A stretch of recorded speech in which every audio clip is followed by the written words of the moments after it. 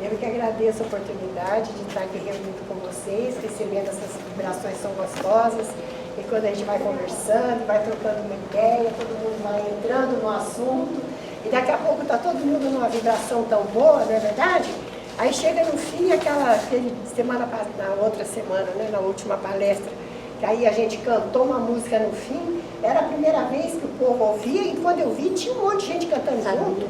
Né? Isso que é vontade de participar e estar engrenado na coisa, né? Isso é uma troca, é uma alimentação. Eu não preciso nem sair daqui para o passe, porque eu já recebi vários passes enquanto estou aqui fazendo essa troca energética, vibratória, de amizade, de carinho com vocês. Então isso alimenta muita gente também, né? Então a gente que agradece essa oportunidade abençoada, né?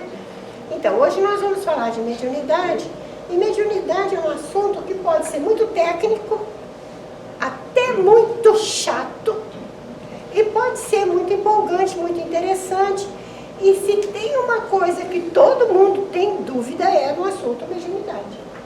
É impressionante, você abre para pergunta, todo mundo tem algum questionamento, alguma dúvida, alguma ideia que quer saber se está certa, se não está certa. Existem muitos achômetros em relação à mediunidade. A mediunidade é muito antiga, ela existe desde que o homem existe, né? Mas a gente tem muito claramente o papel extraordinário que o Espiritismo fez, trazendo todo um esclarecimento com relação à existência dos espíritos e a verdadeira relação que nós temos com os espíritos no dia a dia. E aí a mediunidade saiu do campo do maravilhoso, do extraordinário, da coisa mais elitizada em termos religiosos, só aqueles iniciados é que podiam, ou quem tivesse um dom muito extraordinário. Kardec popularizou esse assunto, quebrou todos os tabus, jogou todos os véus fora e esclareceu. Nós podemos dizer que um dos pilares da consolação que o Espiritismo traz é o esclarecimento com relação à nossa realidade espiritual e como nós nos relacionamos com os espíritos desencarnados, que nada mais são do que os nossos pares numa outra dimensão. E como nós estaremos daqui a algum tempo, porque nenhum de nós aqui vai viver nessa encarnação eternamente. Então nós vamos trocando de lado, né? Que nem o Chico tinha o Emmanuel como protetor dele, não é? Agora o Emmanuel já reencarnou, não é? Então vejam lá, e o Chico está desencarnado. Então vejam só, essa relação permanece, essa coisa boa da união das pessoas que se estimam, que se amam, que viveram experiências comuns, viveram experiências juntos, permanece. Continuamos ligados pelos laços de amor e pelos laços de ódio. Então nós precisamos entender toda essa dinâmica e de alguma forma procurar realmente dar sentido à questão da mediunidade. Muito bem, então vamos lá. Vamos ver como Kardec define, já que Kardec é para nós um mestre em relação à questão da mediunidade. Vamos considerar então Kardec e em seguida André Luiz, nas obras dele, várias das obras de André Luiz, ele foca o assunto mediunidade. E ele mostra a dinâmica do processo da mediunidade, da vida dos médiuns, fora e dentro da casa espírita, durante as comunicações e fora das comunicações, as suas relações difíceis com seus processos particulares, obsessivos. Então, André Luiz complementa maravilhosamente o que Kardec tem para nos falar sobre o assunto mediunidade. Então, vamos em Kardec, né? Então, Kardec define no Livro dos Médiuns, capítulo 14, item 159, é um item grandão e ele vai discursando sobre o assunto baseado nos ensinos dos Espíritos, ele mesmo vai redigindo todas essas afirmações. E tem umas afirmações aqui que são muito interessantes, porque a gente não tem isso assim muito claro na cabeça. Primeira coisa, toda pessoa que sente em um grau qualquer a influência dos espíritos é médium. Então, gente, Kardec complementa logo duas linhas abaixo. É inerente ao homem, faz parte do ser humano. Portanto, não é privilégio de ninguém. Portanto, não é um dom especial que alguns escolhidos têm. Tá certo? Mediunidade é como a capacidade de respirar, de fazer digestão, de fazer desintoxicação com as enzimas do fígado e todo o resto das nossas atividades como seres humanos. E aí ele ainda complementa. Todo mundo, palavras de Kardec, gente, está entre aspas. Não é interpretação minha, não. Palavras de Kardec, olhem lá no Livro dos Médiuns. Todo mundo é mais ou menos médium. Quer dizer, tem gente que é mais médium, tem gente que é menos médium. Mas, praticamente 100% das pessoas é médium em algum grau. Querem um bom motivo para isso? Todos nós não temos um anjo da guarda? Não temos? Isso não é uma realidade? Todo mundo não está ciente disso? Todos nós temos um anjo da guarda. Kardec coloca no final do Evangelho segundo o Espiritismo, no capítulo das preces espíritas, algumas preces especiais para o anjo da guarda. E antes das preces, ele explica direitinho, bonitinho, o que é um anjo da guarda. Está lá, Kardec, gente. Então nós temos um anjo da guarda? Temos. Qual é o nome do meu anjo da guarda? Não importa se é José, se é Joaquim, se é Michel, Miguel ou o que seja. O que importa é que é um espírito bom, que tem uma relação de amor e de responsabilidade comigo nessa vida. E que é o espírito de luz mais perto que eu tenho de mim. Já pensou? É a criatura de melhor qualidade que está próxima de mim e que absolutamente está comigo 24 horas por dia durante todos os minutos da minha encarnação. Quer uma garantia maior que essa? Agora, gente, eu estou vendo ele? Não estou. Se eu não for capaz de ouvi-lo de alguma maneira, vocês vão chegar à conclusão do que serve um anjo da guarda. De guarda-costa. Ele me segue mudo só para derrubar quem chega perto de mim, para me defender. É isso? Esse é o papel do anjo da guarda? Não é. Não é. O anjo da guarda é o quê? Um conselheiro maravilhoso. Como é que ele me aconselha se eu sou surda para ele? Em sonho? Só em sonho? Não, ele está 24 horas por dia falando. E aí? Que ouça quem tem ouvidos de ouvir. Quem disse isso? Jesus. Há quanto tempo, né? Então, o que a gente tem que fazer? Nós temos que entender que todos nós, sim, somos médiuns. Pelo menos para ouvir os conselhos e as sugestões do nosso anjo da guarda. Como é que esses conselhos chegam para nós? Como algumas ideias. De repente você tem uma ideia de que, nossa, como eu sou esperto, olha que ideia legal que eu tive. Eu tive um insight, gente, hoje, sabe? Tadinho. Tudo bem para ele, né? Se a gente for capaz de registrar isso e fazer, tá valendo. Para ele não tem problema de autoria. Né? Ele não vai fazer, né, nenhuma exigência de exclusividade de autoria. Não é? A gente tem que captar esses pensamentos.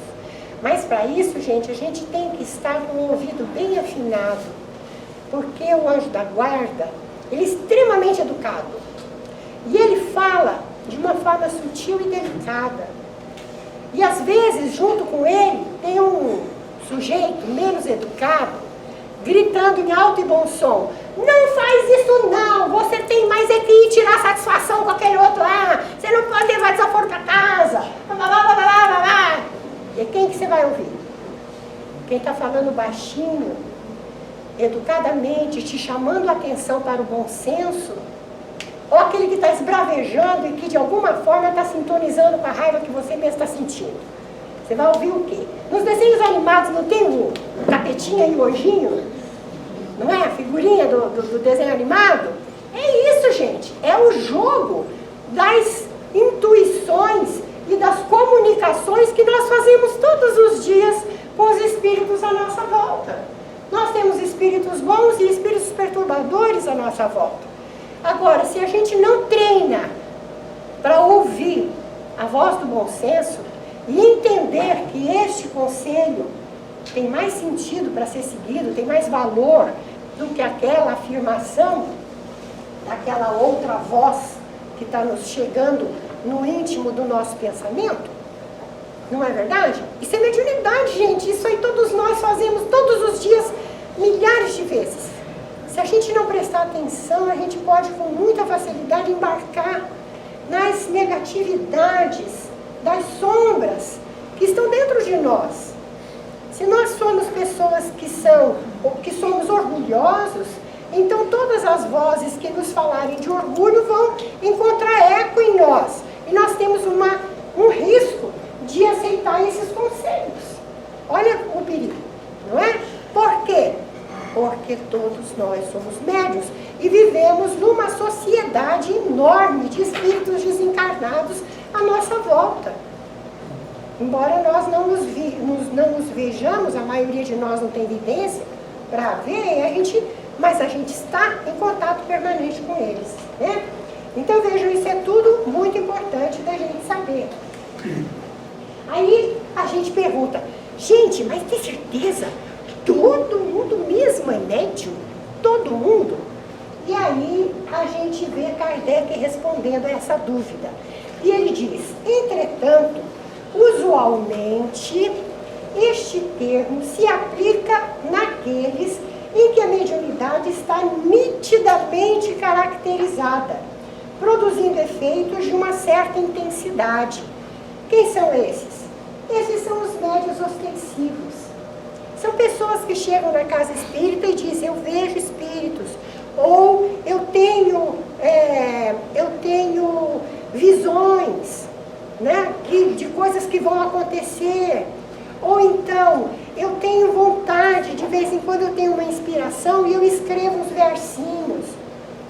E, enfim, as mais variadas sensações e percepções e capacidades. Então essa pessoa já tem uma mediunidade aflorando, já tem uma mediunidade se manifestando, né? Então essa pessoa às vezes acontece de ter ruídos em casa, de repente acorda de noite escutando que está caindo uma panela na cozinha, vai lá olhar, não tem nada, né? Pode ser também esses tipos de efeitos de ruídos. Tem muitas possibilidades de faculdades mediúnicas que começam a aparecer e a pessoa desconfia que tem alguma coisa acontecendo, que ela talvez tenha alguma faculdade mediúnica, não é? Então essa pessoa é um médium ostensivo. E aí Kardec complementa: são muito raros, existem, mas são muito raros os que não possuem pelo menos alguns rudimentos de mediunidade. O que ele chama alguns rudimentos de mediunidade? A capacidade intuitiva de ouvir, né, de perceber fazer aquela telepatia com o anjo da guarda, que é o mínimo do mínimo que a gente tem que ter nessa vida para poder ser orientado por ele, não é? Então, Então isso quer dizer o que, gente? Existe uma certa parcela das pessoas que tem uma mediunidade ostensiva. E existe uma grande parcela de pessoas que aparentemente não tem mediunidade. Nós conhecemos algumas pessoas, nós trabalhamos, eu e meu marido, durante muitos anos, fazendo grupos de estudo de mediunidade para principiantes e desenvolvimento mediúnico. E aí, muita gente chegava lá e dizia assim, eu vim para estudar porque eu quero conhecer o assunto da mediunidade, sou espírita há muitos anos, quero conhecer a mediunidade, mas eu não tenho nenhuma mediunidade. Nenhuma. Eu tenho certeza que eu não tenho, porque eu já tenho 30 anos, nunca tive, só vejo luzes. Eu tenho uma amiga que dizia assim, de vez em quando eu faço uma oração assim, que faço uma conexão muito maravilhosa com Deus e com Jesus ou com a Mãe Santíssima, eu vejo umas luzes azuis lindas assim, eu digo, nossa, mas fica só nisso. Eu tenho uma amiga que dizia isso há uns 15 anos atrás. Hoje, gente, ela é uma médium de psicofonia que faz um trabalho lindíssimo na área mediúnica. Foi desenvolvendo essa habilidade, né? Então, veja, existe uma grande quantidade de pessoas que acham que não tem mediunidade porque nunca se dedicaram a isso. Mas tem lá a sua capacidade que pode ser desenvolvida, pode ser descoberta, e nós já vamos ver qual é a vantagem disso, né?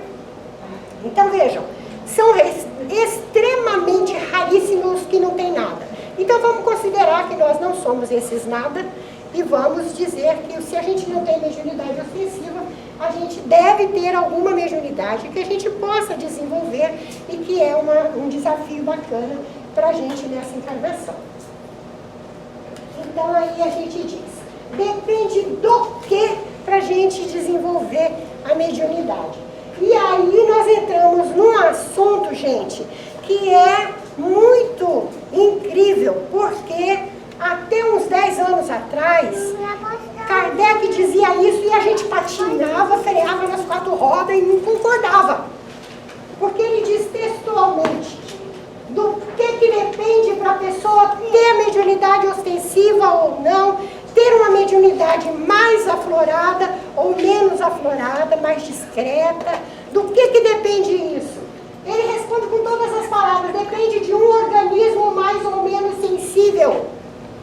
Organismo. Isso é corpo orgânico. Não é uma atividade só mental.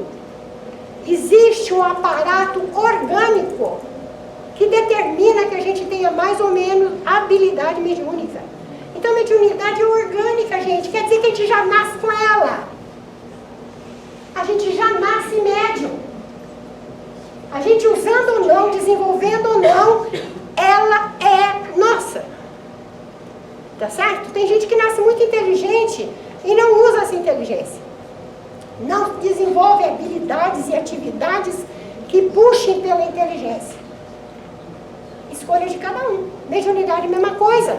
É como ter inteligência, como ter capacidade, por exemplo, capacidade para ser um atleta. Tem gente que tem uma estrutura orgânica muito habilitada para a prática esportiva, mas por uma série de motivos nunca se dedicou a esporte nenhum. Às vezes nem faz exercício físico, que era o essencial para a saúde. Nem isso, né? Não é verdade? A mediunidade é a mesma coisa. É uma habilidade orgânica, física. Certo? Então isso é um fato importantíssimo que a gente não pode negar. Então, e isso está em Kardec, isso não é uma coisa de descoberta atual. E aí a gente pergunta, que parte do organismo então? Certo? Que parte do organismo que pode dar para a gente uma maior ou menor habilidade ou capacidade de desenvolver faculdades mediúnicas? O que a gente já conhece são 3 pontos importantes que estão colocados de alguma forma na obra de Kardec. A gente encontra no Livro dos Médiuns várias menções ao que ele chama de fluido animalizado, o fluido que a pessoa produz, e aí a gente fica meio sem saber até onde isso é um fluido vital, até onde é um pouco mais que isso. Mas André Luiz vem e complementa muito bem, e tem mais de um livro em que André Luiz fala de todos esses 3 fatores aqui. No livro Missionários da Luz, tem um capítulo inteiro sobre a glândula pineal. Esse livro de André Luiz, que foi psicografado pelo Chico Xavier, ele foi escrito em 1947. 47. Em 1973, olha quantos anos depois. Em 73, quase 30 anos depois, eu estava na Mocidade Espírita em Curitiba e nós estávamos fazendo um estudo sobre algumas questões da doutrina espírita para organizar uma apostila de estudo para os jovens das mocidades espíritas. E aí nós estávamos fazendo uma porção de reuniões para pesquisar cada assunto daqueles que a gente então incluiria naquele nosso programa de estudo. E aí, por conta das obras de André Luiz, nós achamos a glândula pineal, que ele colocava lá como o nome de epífise, que é o nome antigo da glândula pineal. Em 1972, que eu era bem jovenzinha da Mocidade Espírita, eu, como era estudante de biologia, né, gostava dessa parte científica, falei, não, pode deixar. Eu vou na universidade, vou passar um pente fino lá na biblioteca, vou achar tudo que já está escrito sobre glândula pineal. Quebrei a cara. Não tinha quase nada, quase nada, quase nada. O pouco que eu achei dizia assim, a glândula pineal, a epífise, é uma glândula que não é funcional. Ela tem alguma função durante a infância, depois ela vai cristalizando e perde a função na vida adulta. É uma glândula que está hoje colocada como um órgão, talvez, que muito no passado, no homem das cavernas, tinha alguma função, como as amígdalas, que hoje não tem mais. Está escrito isso num livro de medicina. Aí nós quebramos a cara, né? Porque o André Luiz dizia que não. André Luiz dizia lá no Missionários da Luz que é uma glândula da vida mental, importantíssima. E aí a gente fica com o quê? Com a ciência ou com o espiritismo? Olha só. Na época nós ficamos numa sinuca de bico, porque Kardec dizia para a gente assim, se a ciência provar que o espiritismo está errado em algum ponto, ele se modifica nesse ponto. Mas nós achamos que aquela fala de André Luiz, o capítulo inteiro, estava convincente demais. E estava cheirando a impossibilidade atual da ciência ainda de conhecer essas coisas sobre epífise. O que nós fizemos? Fizemos a nossa aula baseada no André Luiz. Corremos esse risco. Confiamos no André Luiz. Muito bem. Gente, de 20 anos para cá, ou seja, nos anos 2000, começaram a ter descobertas sobre a glândula pineal. Tantas, que hoje essa glândula é o máximo. Essa glândula é o máximo. Caramba, André Luiz falou até pouco dela. Por que a ciência não estava concordando com André Luiz? Porque a ciência estava atrasada. André Luiz estava muito na frente. E por que ele estava trazendo aquela informação para nós? Porque é uma glândula importantíssima para a vida mediúnica.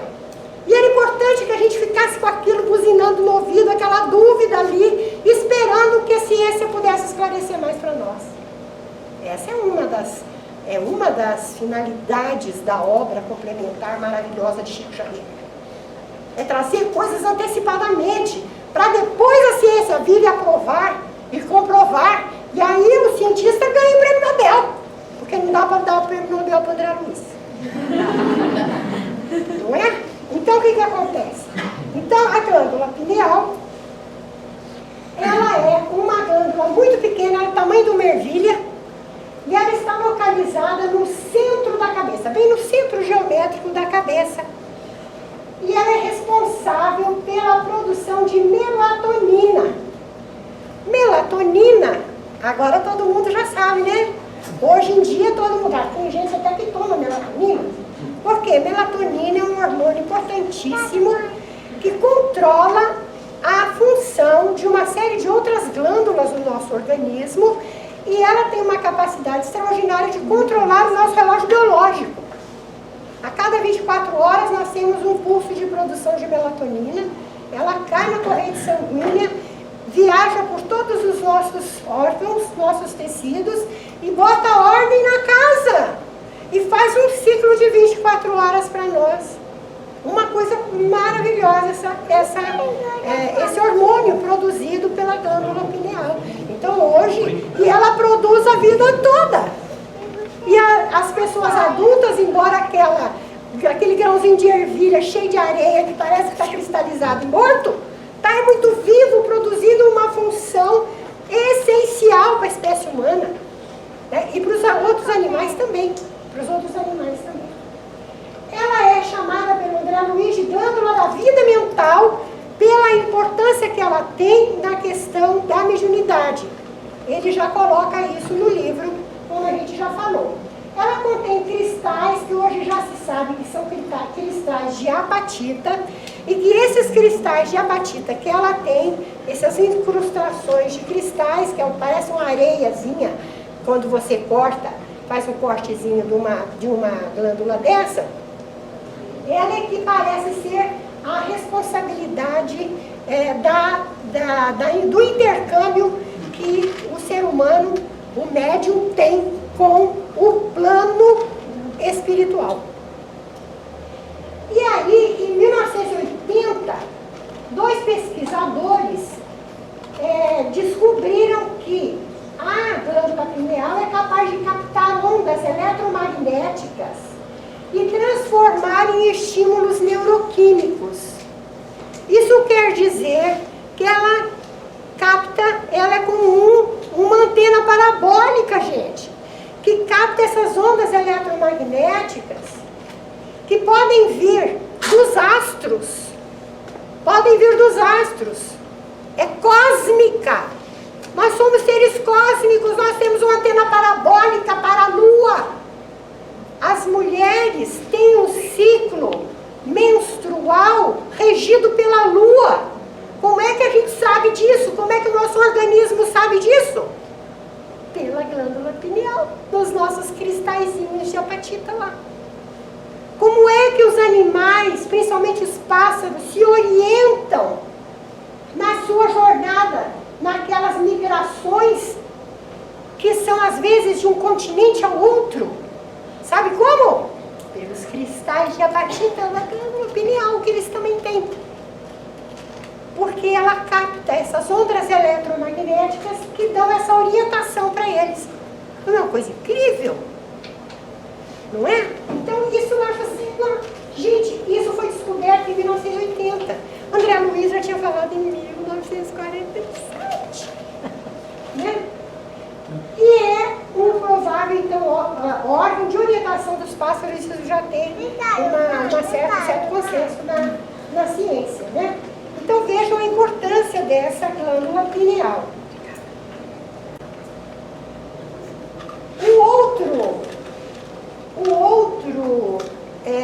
Só voltando um minutinho, a glândula pineal também já tem sido estudada, além de vários pesquisadores, né, de neurociências estejam pesquisando, existem também alguns espíritas que têm participado dessas pesquisas, e nós temos já o Sérgio Felipe de Oliveira, é uma pessoa que tem feito muitos estudos sobre a glândula pineal, e ele fez a tese de doutorado dele na USP com esse assunto, e ele mostra Ele fez tomografia de pacientes que estavam tendo processos de perturbação mediúnica, processos obsessivos, e aí ele fazia tomografia para ver uma série de questões com relação ao funcionamento da glândula pineal dessas pessoas.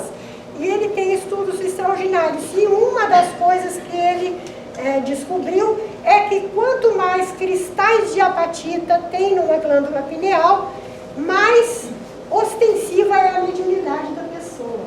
Então quer dizer que esses cristais de apatita também são importantes na captação das ondas, né, eletromagnéticas que vêm do outro plano, que é o plano dos espíritos desencarnados, para as comunicações mediúnicas, né? É orgânico, gente, é uma glândula. Então é uma atividade orgânica, né? Então isso é uma coisa muito importante. O outro ponto importante para o aspecto orgânico da mediunidade é o ectoplasma. O ectoplasma é uma substância etérea produzida por todas as pessoas. A gente costuma fazer um levantamento histórico do ectoplasma nas comunicações de efeitos físicos, né? Os fenômenos de efeitos físicos, principalmente de materializações. Então a gente joga na internet, bota lá no Google, materializações ou ectoplasma, já aparece um monte de foto de médiums que estavam exteriorizando aquela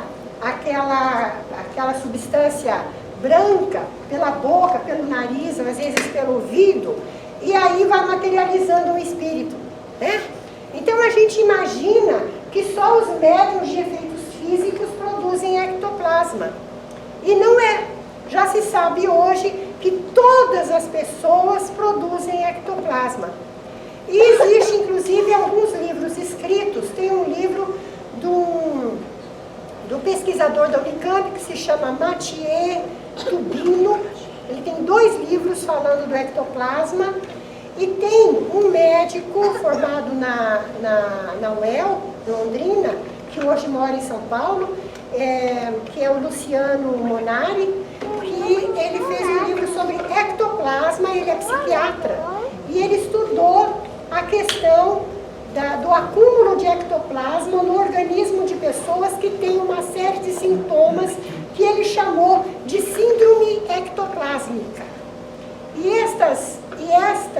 esses sintomas incluem problemas de TPM, problemas de depressão, problemas de bipolaridade e uma série de outras disfunções de fígado, disfunções estomacais, muitos problemas, tendência a problemas de bronquite. Tem uma porção de sintomas que caracterizam esse quadro que ele chamou de síndrome ectoplasmática. Então, é uma substância que hoje já é bem estudada e bem conhecida, e ela então é produzida por todas as pessoas, numa quantidade um pouco maior, um pouco menor, mas todos nós produzimos. Da mesma forma que a gente produz as enzimas gástricas, a gente produz sangue, a gente produz linfa e a gente produz ectoplasma. Onde que a gente produz? Principalmente no fígado, nas células do fígado. Ele não é um fluido, ele é uma substância, um plasma. É uma substância como a nossa linfa. Se você cortar, você vai ter, né, a extravasamento daquela aguinha amarelinha que aparece às vezes quando você tem um ferimento, ele fica minando aquela aguinha, é linfa, né? Da mesma forma que a gente produz isso, a gente produz o ectoplasma na célula do fígado e ela circula por todo o nosso organismo, nas vias normais, pelo sangue, pela linfa, pelo contato entre células. Essa substância viaja por todo o nosso organismo e é produzido por todas as células, principalmente em maior quantidade pelas células do fígado. E quando ela é produzida em excesso, ou ela é muito acumulada por falta de extravasamento, então ela pode se acumular na cabeça, no abdômen, ou no tórax e nas pernas. E ela tem uma produção aumentada nos médios. Os estudiosos de ectoplasma já sabem disso. Pessoas com mediunidade têm maior produção de ectoplasma. Então, o ectoplasma está diretamente relacionado à mediunidade, né?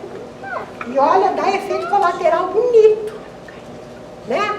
Dos efeitos colaterais da mediunidade não operacional, é o ectoplasma que vai trazer. Não é castigo de Deus, não. É lei da natureza. Se você cortar o pulso, vai sair sangue até você morrer. Se você não usar o teu ectoplasma, ele vai te entupir e vai te dar distúrbios orgânicos. Lei da natureza. Tá? É biológica. Então, vejam só. Na cabeça, o que ela gera quando está em acúmulo? Dor de ouvido, coceira no ouvido, infecções no ouvido, enxaqueca e sinusite. O doutor Matias Tubino frequenta um centro espírita lá em Campinas que tem um atendimento, agora não sei quantas vezes por semana, mas quando ele escreveu o primeiro livro dele, ele dizia que era uma vez por semana. Eles tinham um trabalho especializado em retirada, era um passe especial para retirada de excesso de ectoplasma. E quem eram os principais pacientes que iam lá fazer esse tratamento? Crianças. Crianças que viviam tendo dor de ouvido, ou sinusite, ou bronquite de repetição. Quando fazia todo o levantamento e via que essa criança tinha sinais de que ela tinha produção exacerbada de acúmulo de ectoplasma, então ele promovia, eles faziam atendimento, era 10 minutos numa sala escura, porque o ectoplasma tem muita sensibilidade à luz. Então era uma sala escura e eles faziam uns movimentos nesse passe que fazia com que houvesse então a eliminação desse ectoplasma em excesso. A outra forma de eliminar esse ectoplasma que está em excesso, a pessoa que está tendo sintoma pode fazer, é fazer exercício respiratório. Você começa a respirar profundamente, você vai respirando profundamente e não passa 5 minutos, você começa a bocejar. Aí você boceja, mas dá um ataque de bocejo de sair lágrima. Depois que para, você passa uns 5 minutos bocejando, você se sente mais leve. A dor de cabeça passa, aquele enjoo, que é outro sintoma, passa. Que era o quê? Ectoplasma em excesso, que você consegue jogar fora pela respiração. E às vezes é uma coisa interessante, que às vezes tem tanto acúmulo, e quando você consegue fazer mesmo essa exteriorização bem produtiva, começa a dar arroto. O arroto também é uma forma de eliminação desse ectoplasma em excesso. Sabe? Então é uma coisa muito incrível, uma reação orgânica que pode ajudar as pessoas que têm esse problema. Uma outra situação é quando acumula no tórax. Dá desconforto respiratório, dá uma tendência a ter bronquite, então crianças que têm bronquite de repetição, pneumonia. E uma coisa muito interessante que muita gente sente, eu tenho desde criança e nunca imaginei que isso era sintoma de mediunidade, é a bola. Você tem a impressão que você está engolindo uma bolha de ar. Às vezes você vai tomar água e não engole uma bolha de ar e chega a doer, não é? Às vezes você quer comer e você sente que tem uma coisa parada que não deixa a comida descer, né?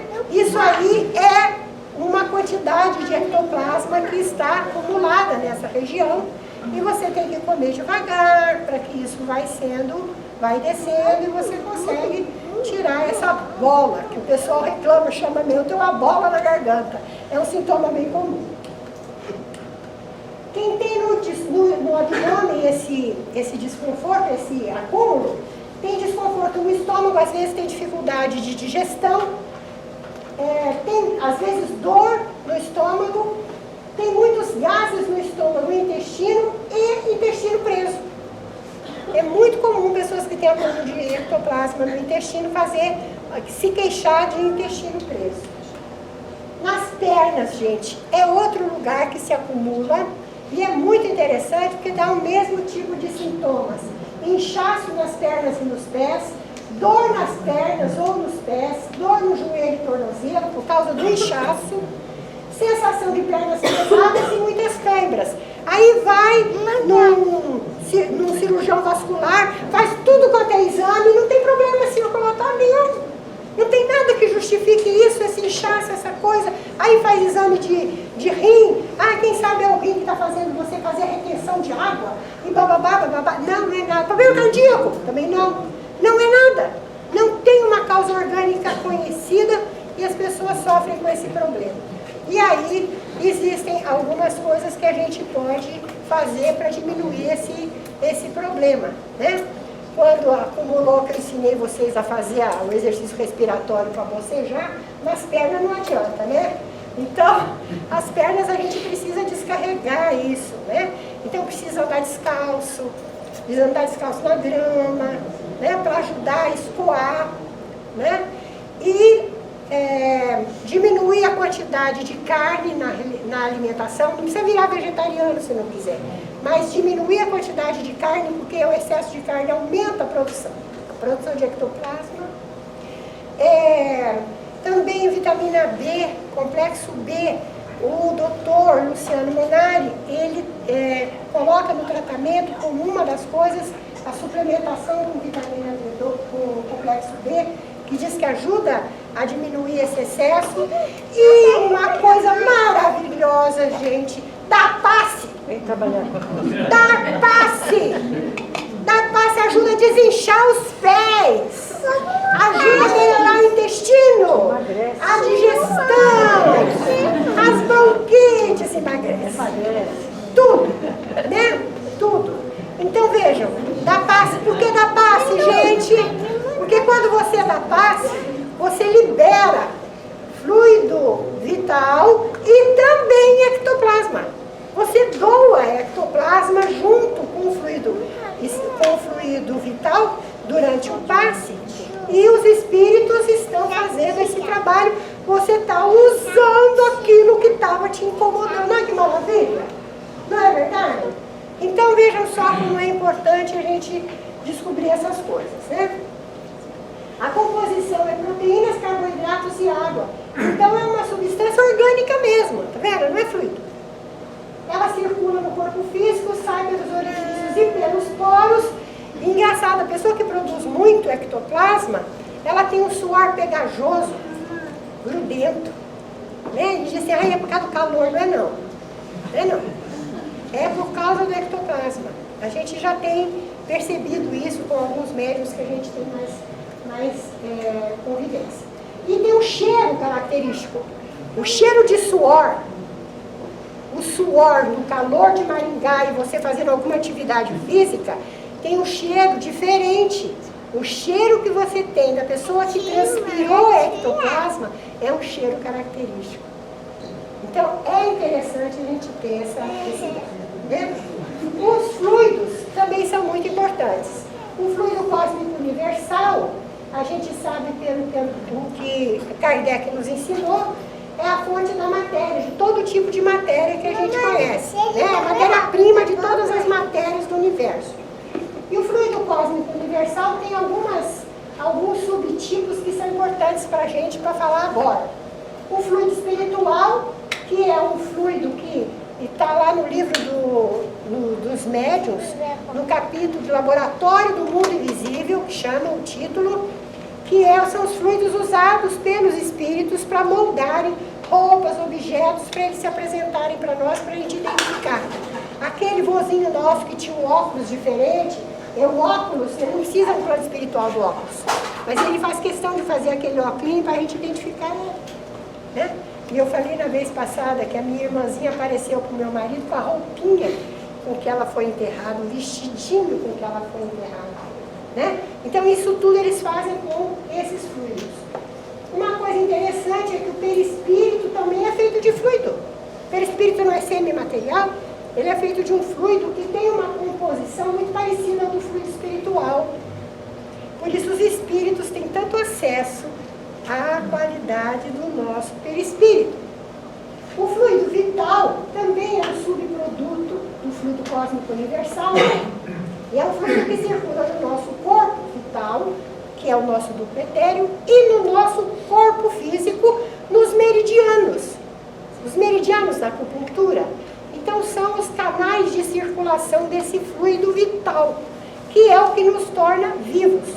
Quando a gente desencarna, nosso espírito se desliga e o nosso duplo etérico vai ser desagregado, vai se decompor e o nosso corpo físico morre. Nossas células todas perdem a vida, porque o que dá vida às nossas estruturas celulares é o fluido vital. Quais são as qualidades importantes dos fluidos? O fluido pesado é escuro e opaco, e o fluido leve é claro e brilhante. Por isso, um espírito perturbador ou perturbado, alguém veja esse espírito, vê em geral esse espírito envolvido assim numa névoa escura, né? Que são os fluidos à volta dele. Ele está imprimindo qualidades pesadas para os fluidos à volta dele. A ação do pensamento e da vontade é que faz com que uma pessoa encarnada ou desencarnada dê qualidade para o fluido. Então, uma pessoa que está pensando, está em oração, está pensando em coisas boas, se você é capaz de ver os fluidos em volta dela, são fluidos claros e luminosos. Ela está irradiando, né, luz. Por quê? Porque ela está imprimindo uma qualidade superior de leveza e de brilho nos fluidos em volta dela. Nós não vemos os fluidos, mas esses fluidos nós estamos imersos neles, como no ar que nós estamos respirando e também não estamos vendo, não é? Então nós falamos um pouquinho dessa ação do pensamento na palestra passada, né? Então vejam, os fluidos e a mediunidade são muito importantes porque a qualidade dos fluidos identifica a atmosfera mental, tanto do encarnado quanto do desencarnado. Então, um espírito bom traz uma sensação de bem-estar. Um espírito sofredor traz uma sensação de sofrimento. Ele está envolto em vibrações de sofrimento, pensamentos e sentimentos angustiosos. Então ele imprime nos fluidos à volta dele e no próprio perispírito dele este sofrimento, essa angústia, né? Então quando ele chega perto da gente e encosta o perispírito dele no nosso, nós captamos, nós escutamos pelo perispírito, nós percebemos esta vibração pela qualidade dos fluidos que estão envolvendo ele. E o nosso perispírito, como é muito parecido em termos de estrutura, né, ele consegue captar ter percepção dessa sensação de sofrimento. Então você está assim numa boa, numa roda de amigos, de repente bate uma tristeza, não sei, do nada veio essa tristeza, algum espírito que se aproximou e ele está trazendo uma sensação de tristeza, né? Uma amiga nossa que outro dia começou a sentir mal do nada. Ela, não sei se foi no mercado, onde é que ela foi, voltou para casa se sentindo mal, começou a dar um enjoo nela, começou a dar uma sensação ruim, começou a inchar o estômago, começou a dar gases no estômago e inchar o estômago.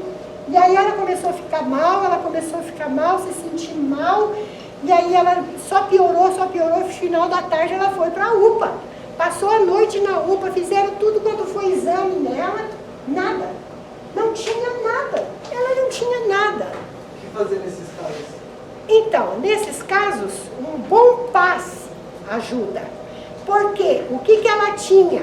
Ela tinha um encosto, ela tinha um espírito que ela é médium, não está usando a mediunidade, não está dinamizando os recursos dela. Resultado, ela passou nesse lugar, algum espírito sofredor se aproximou dela e foi para casa com ela. E como ele estava próximo dela, ela captava toda aquela sensação. E aí, como ela é médium, ela começou a produzir mais ectoplasma por conta da presença dele. E aí ela faz o abdominal, né? A cúmula abdominal. Começou a sentir os sintomas, principalmente no estômago. Foi para o hospital, não tinha nada, mandaram ela para casa. Aí ela foi no centro, né? Pedir ajuda espiritual. E aí o que foi feito? Foi encaminhado esse espírito sofredor. Foi retirado e encaminhado para tratamento dele no plano espiritual. E ela ficou boa. Foi assim, puf. Em 5 minutos ela não tinha mais nada. Ficou a noite inteira na UPA, não melhorou 1 milímetro. Vomitava e tudo mais. Né? Então era por quê? Espiritual. Né? Então o espírito sofredor, o sofrimento que ele está sentindo, ele transmite para você. Então a solução é você retirá-lo. Porque você não pode ficar com ele ali. Não é para isso, né? A mediunidade não é para isso. O espírito perturbador passa sentimentos de raiva, de desânimo, para você desistir das coisas. E o espírito amigo traz alegria. Nossa, gente, eu estou sentindo uma coisa tão boa, parece que... Aí você lembra da pessoa. Nossa, de repente lembrei da minha avózinha, me deu uma coisa tão boa, tão boa. Claro, a tua avózinha se aproximou de você, veio dar um chamego, e você sentiu aquela energia boa do carinho dela. Então, foi uma visita maravilhosa, você sente também as coisas boas. Então, a incorporação acontece com a aproximação dos perispíritos, do espírito comunicante do médium, como aconteceu nesse contato que eu falei para vocês. Há uma aproximação, o médium produz ectoplasma para favorecer esse processo do intercâmbio, e o espírito atua sobre a mente, passando as ideias para a comunicação, né? Ou até no corpo físico. Né? Às vezes você tem uma sensação física na incorporação, né? E chama incorporação entre aspas, né? Porque o espírito não entra no corpo, ele apenas atua sobre o corpo do médium através do ectoplasma e dos fluidos do perispírito, né? E aí o médium desdobra parcialmente e amplia a sua percepção do plano espiritual. E aí ele consegue perceber, ele consegue às vezes até ver o espírito, embora ele não seja vidente, em algumas situações ele consegue até perceber o espírito por conta desse estado de relativo desdobramento em que ele estabeleceu esse contato mediúnico com esse espírito comunicante, certo? É basicamente de uma forma muito simples o que acontece no transe mediúnico, qualquer que seja a mediunidade que se tem. Aí qual é a finalidade da mediunidade? A mediunidade, eu perguntei, é um dom ou é um karma? Ele é as duas coisas. Como um dom, o que a mediunidade traz para nós? Um instrumento de aprendizado. Gente, mediunidade e aprendizado todo dia. Sabe por quê? Porque a gente não é médium só dentro da casa espírita no dia do trabalho mediúnico. Quem é médium 24 horas por dia, todos os dias da vida. Se a gente começa a desenvolver a mediunidade, a trabalhar na mediunidade, descobre isso, você tem um aprendizado todo dia, toda hora. Você começa a ter percepções lindas, que te trazem conhecimento o tempo todo. Então é um crescimento espiritual maravilhoso. Além disso, tem um acesso rápido ao anjo da guarda e ao nosso mentor. Só isso aí, gente, olha, uma baita de uma colher de chá e uma colher de sopa. Porque de repente você está numa sinuca de bico e você pode rapidinho, não precisa mais rápido que o WhatsApp. Você já conversa com o anjo da guarda e ele já te dá uma diretriz. Ele já te dá uma ideia. Não, não faz isso não. Isso aqui parece bom, mas vai dar mal, vai dar zebra. Aí você, não, pera, deixa eu pensar mais um pouco, né? E aí a gente tem esse acesso rápido. Se a gente está na sintonia, se você não está acostumado a conversar com ele, você nem sabe onde é que ele anda. Você tem uma sintonia muito rápida, muito mais rápida que o obsessor, então quem é que vai te orientar mais rápido? Né? Então isso é uma questão de cultivo, gente, é que nem andar de bicicleta. Se você quer ter essa sintonia, você tem que cultivar essa sintonia. Você quer ter diálogo com teu filho, converse com ele todo dia. Não só quando você sabe que ele está usando droga. Tem que ser um cultivo diário. A gente tem que fazer essa aproximação diariamente. Não importa quantos tenha hoje e nunca fez isso antes. Não importa, sempre é tempo da gente fazer, né? Então veja, aumenta as capacidades anímicas da pessoa, as intuições e as percepções. O animismo é muito bom, gente. Estão pensando que não?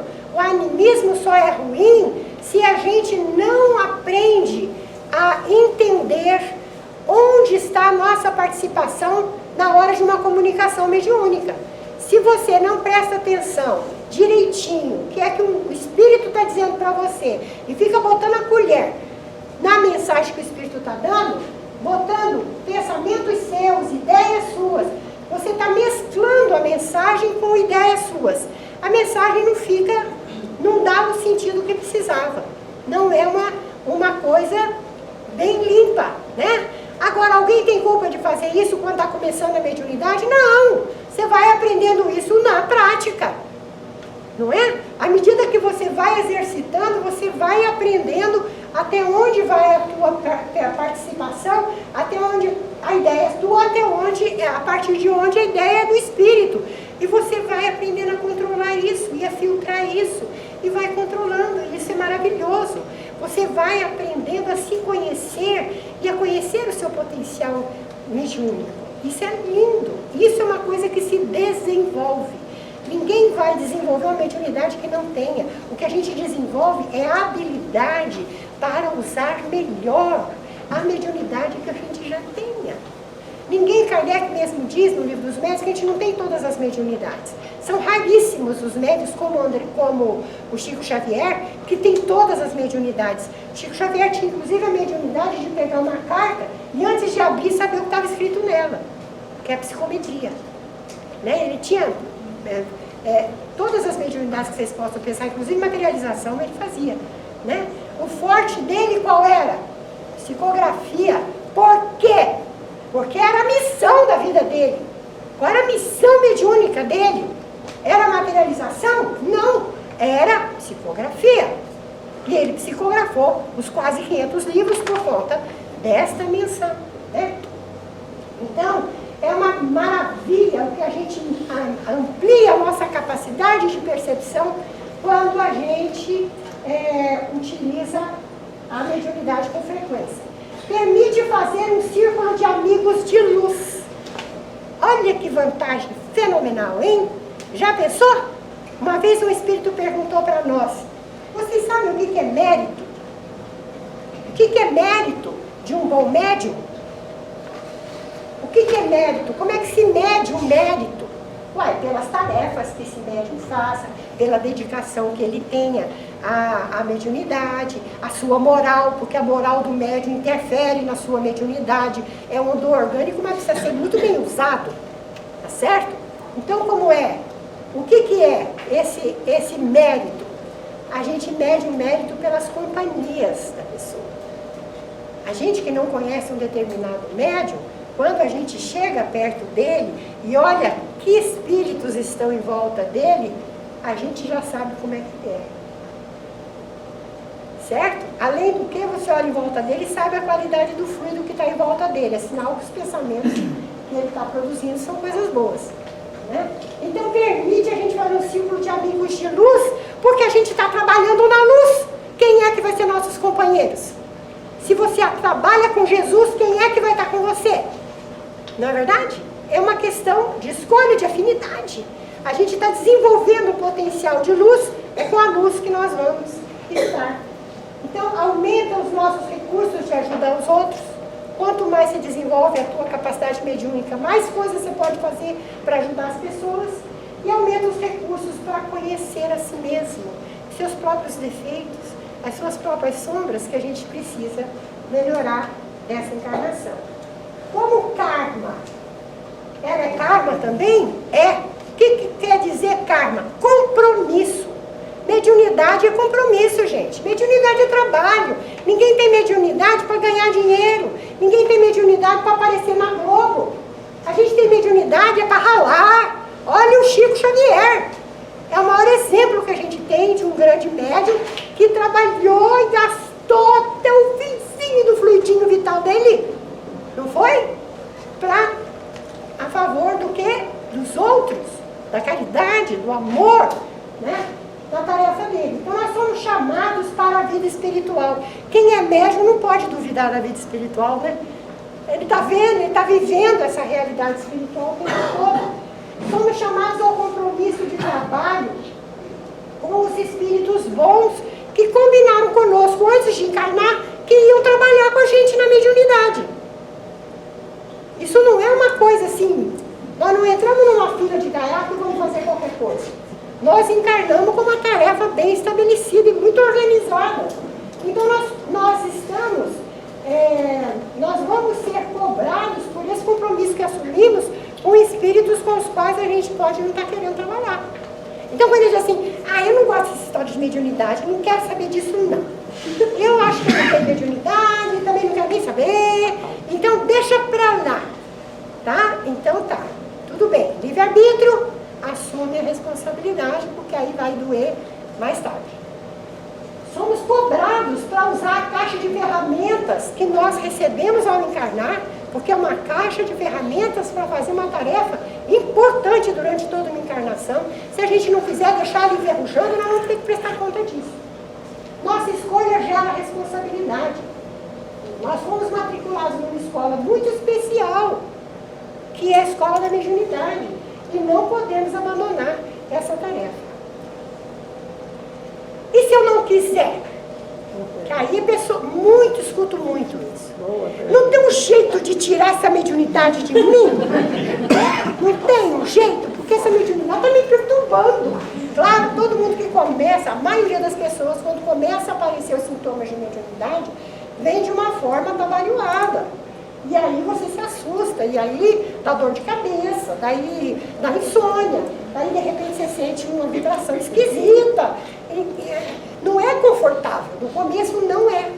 Mas depois que você vai passando desse momento e vai desenvolvendo o trabalho em si, e vai sentindo o lado bom dessa tarefa, tudo isso vai sendo eliminado, você vai pegando prática, você vai pegando experiência, você vai contornando as situações. E aí as coisas ficam muito melhores e é muito, muito bom, né? Então, vocês imaginem só, se você não quiser, vai ter, a primeira coisa que você vai ter que fazer é dar conta do calote com aqueles espíritos que iam trabalhar comigo. Agora vocês imaginam, gente, o Chico Xavier tendo que encarar o Emmanuel e o André Luiz e dizendo, queridos, cansei. Nessa vida eu não vou ser médico. Vou fazer outra coisa. Eu vou me aposentar e não vou querer, vou ser um funcionário público, trabalhador, ganho pouco, mas não quero essa vida. Não quero mexer com essas coisas. Não quero mexer com essas coisas. Eu tenho esse direito. Tenho. Assim como você tem direito de abortar. E depois vai ter que prestar contas com aquele espírito que tinha uma tarefa enorme para fazer com você nessa vida. Já era um inimigo que você estava tentando reconquistar. E aí você chutou o balde e vai ralar umas boas encarnações até ter de novo a chance de recebê-lo como filho. Então não é porque você pode, você tem a capacidade de fazer. Eu posso me matar. Eu tenho instrumentos para isso, eu vou fazer. Uma coisa é poder, outra coisa é dever. Né? Se tiver juízo, não faz. Porque a consequência é terrível, não é?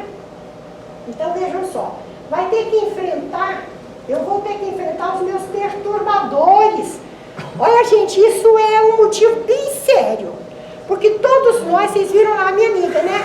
Dei um exemplinho light para vocês. Ela só passou uma noite na UPA. Tem gente que passa muito pior que isso. Por quê? Porque vai enfrentar os seus perturbadores. Tem mediunidade, ela tem facilidade de fazer ligação com os espíritos. E o que mais tem nesse mundo é espírito perturbado, sofredor, sem contar os perturbadores, que são espíritos já com alguma intenção maléfica. Né? Então vejam só, aí vai ter que enfrentar tudo isso, porque vai estar sem a proteção brinde. Olha só o nome que eu dei. É uma proteção brinde dos trabalhadores com Jesus. Quem trabalha com Jesus está cercado de espíritos bons.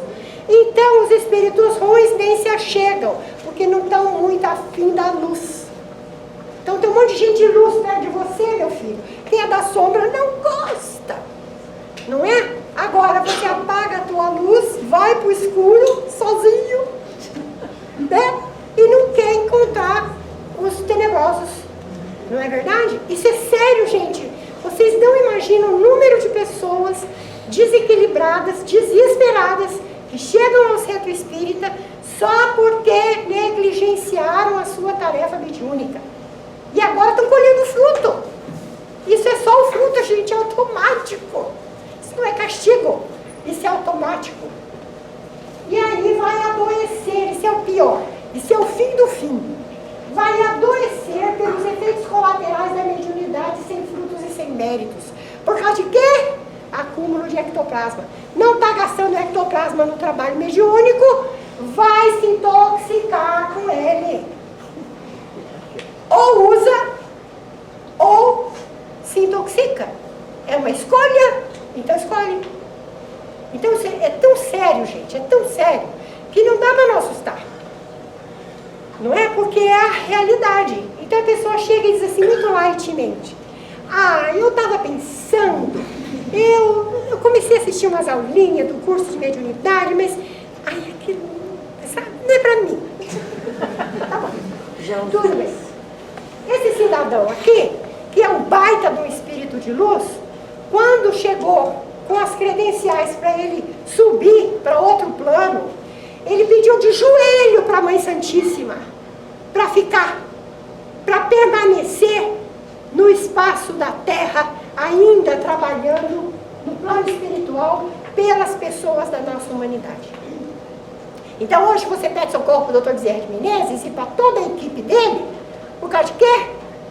Porque ele não quis cansar, ele não quis descansar, ele não quis ir para as alturas onde ele já tinha credencial para ir. Ele quis ficar aqui ralando, né? Então, a gente recebe mensagens dele, a gente sabe de fatos em que ele está presente, que ele participa do resgate de espíritos em grande sofrimento no plano espiritual abismal, e a gente fica pensando, nossa, puxa, que legal, né? Que bom que eu tenho um Dr. Bezerra de Menezes para pedir socorro e para me socorrer. Agora, quando alguém pede socorro para mim, acho que não é bastante para vocês. Acho que não é para mim. Eu não gosto de mexer com essas coisas. Mas a hora que você está perturbada e vai lá para a filhinha do passe, você quer que tenha alguém lá para te acudir, né? E na fluidoterapia também, né? Por quê? Porque nós temos gente que sair da fila. Nós temos que parar de pegar ficha e ir para a fila. Nós temos que ir para outra fila. A fila que entra pela outra porta, para ir lá trabalhar. Para botar essa camiseta linda aqui, ó, e trabalhar.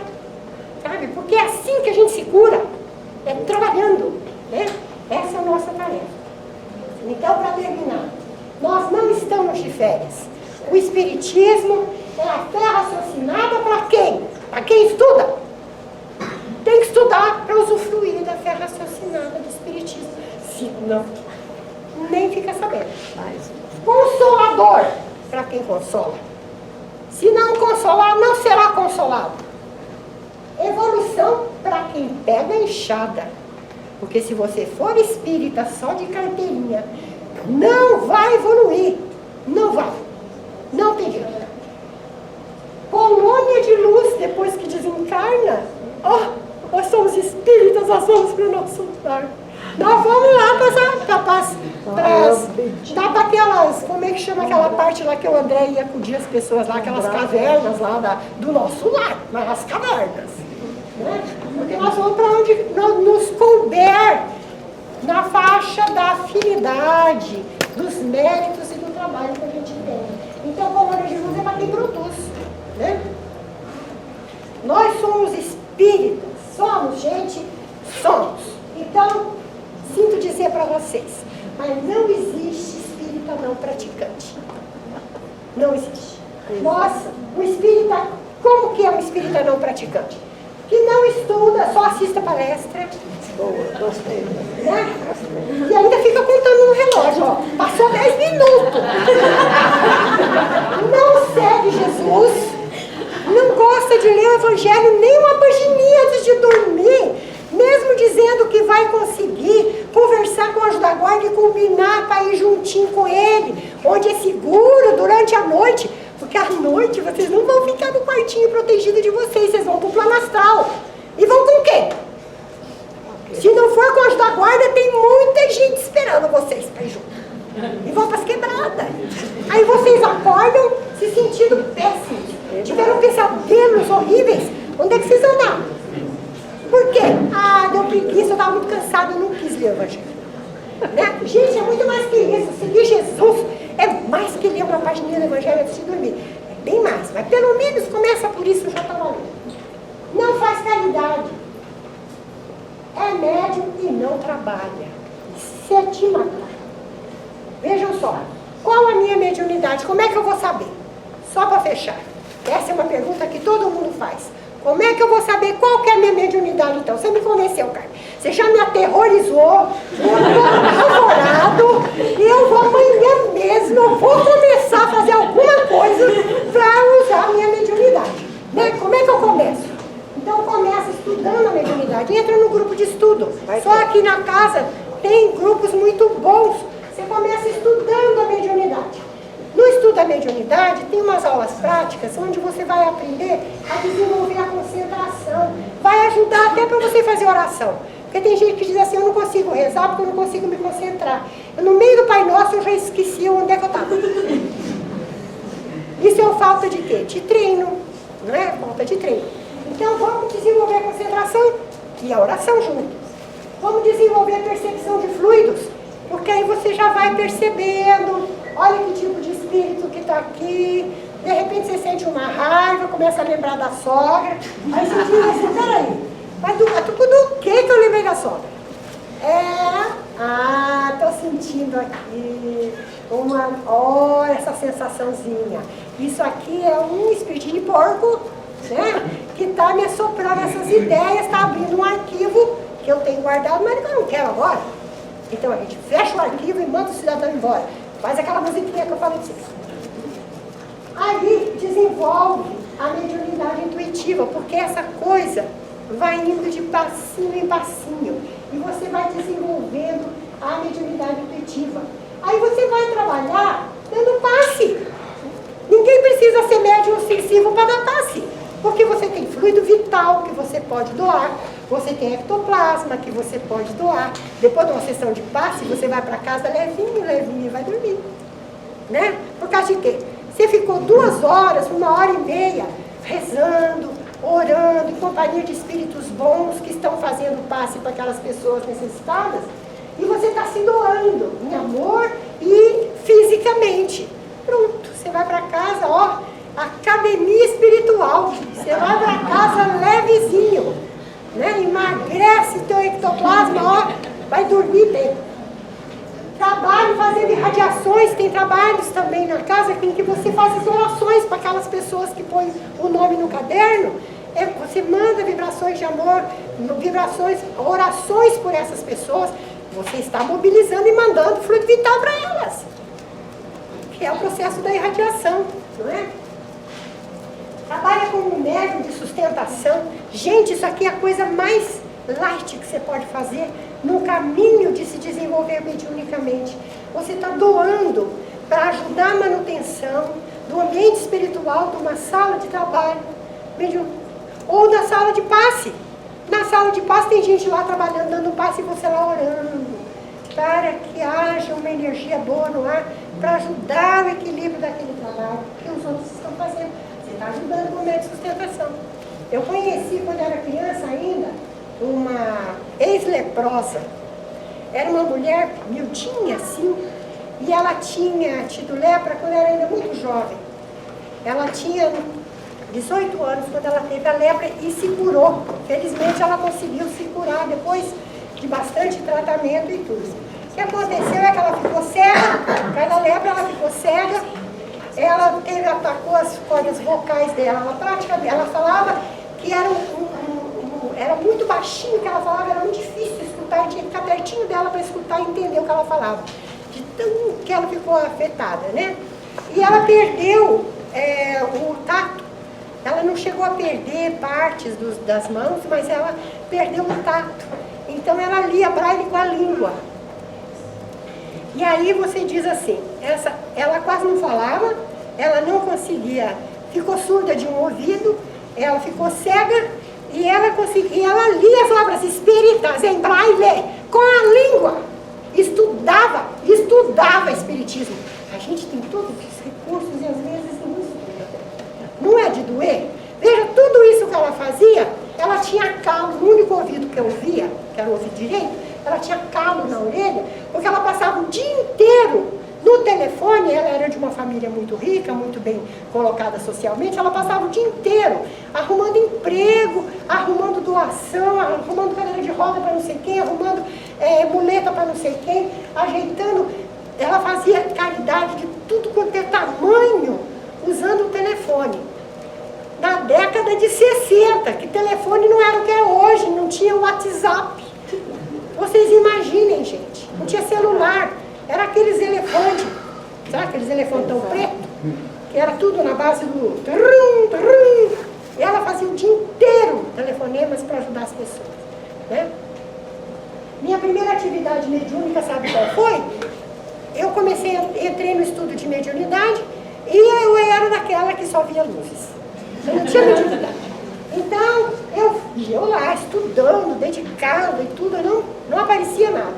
Aí eu comecei a ter umas intuições, de repente escrevi algumas frases, fui desenvolvendo a capacidade, a percepção intuitiva, fui desenvolvendo. E aí, nessa mesma época, eu comecei a ajudar nas palestras que eu já falei aqui que eu fazia da mocidade. Lá eu ia ajudar nas palestras de terça-feira, que a gente ia, falava uns 20 minutos, meia hora, depois a gente foi pegando prática e falando mais. Aí aconteceu quando eu vi um susto uma vez, porque eu ficava a semana inteira preparando aquela minha meia horinha. Aí eu chegava e falava direitinho, seguia direitinho o roteiro, né? Aí o que aconteceu? Eu de repente, embalei, lembrei de uma história, de um caso que tinha a ver com aquilo que eu estava falando, e aí eu fui emendando, e fui falando. Quando deu meia hora, eu me dei conta que eu tinha saído do meu script, né? Que eu voltei para o meu script, e eu não sei mais onde eu estava. Aí eu encerrei a minha parte, né? E aí o meu companheiro lá, que era palestrante mesmo, oficial, ele terminou a palestra numa boa. Tudo que eu falei foi maravilhoso. Eu falei, Carmen, adorei, foi a melhor palestra que você já fez. Eu falei, ai, não fala isso, que eu não fui. Eu preparei tão preparadinho, mas aquela palestra que eu fiz, aí terminou a palestra, veio uma senhora lá e falou assim pra mim, oh, minha querida, Deus te abençoe, você falou pra mim. Agora eu sei porque eu falei tudo aquilo que eu falei. Passei uma hora puro, porque aí eu queria voltar pro meu texto, não dava mais. Eu tinha que ir embora. Estava dentro do assunto, mas em outra direção, né? Então, eu o quê?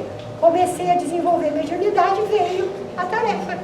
Eles já começaram a usar a minha capacidade intuitiva para ajudar as pessoas.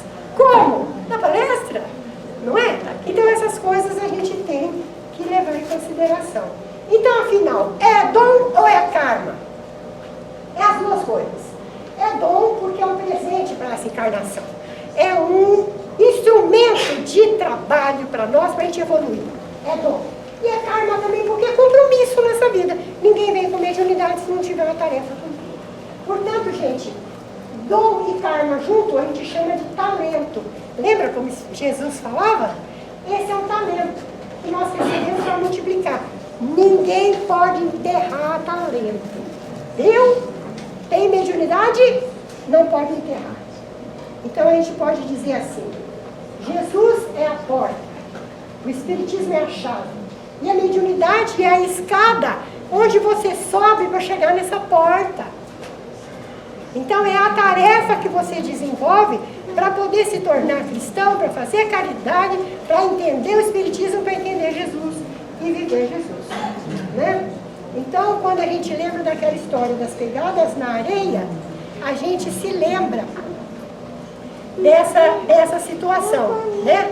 Que uma pessoa chegou, para quem não conhece a história, uma pessoa chegou e disse, começando, já estava assim no final da vida, olha para trás e tem uma visão do caminho que ele percorreu. E Jesus ali do lado dele, e ele dizendo, nossa, Jesus, via na areia os passos dele e os passos de Jesus ao lado dele. E ele disse, nossa, Jesus, ali naquela hora foi um momento tão difícil da minha vida e você me abandonou. Olha, está só os meus passos, só as minhas pegadas na areia. E aí Jesus diz, não, minha filha, nessa hora eu te carreguei no colo. Então, gente, a gente tem que merecer esse colo. A gente tem que merecer esse colo trabalhando. Que a mediunidade seja para nós um resgate maravilhoso, uma missão maravilhosa, uma oportunidade abençoada da gente ajudar tanta gente que precisa, porque quando a gente precisa ser ajudado, a gente quer muito encontrar uma alma caridosa que dê o que a gente precisa. Então vamos fazer por os outros o que a gente tanto quer que façam por nós, porque nós todos estamos na seara de Jesus, e ou a gente é parceiro dele, ou não é, e vamos andar sozinhos na areia de verdade. É uma escolha nossa. E aí, a gente, sendo espírita, a gente não pode dizer, se a gente fosse evangélico, a gente podia dizer, eu sinto uns negócios diferentes, mas essas coisas eu não quero mexer. Você até pode fazer, mas sendo espírita, não. Você conhece o que é mediunidade, você sabe o que é importante na atividade mediúnica, na tarefa mediúnica. Então não tem desculpa. Ou é, ou é. Muita coisa.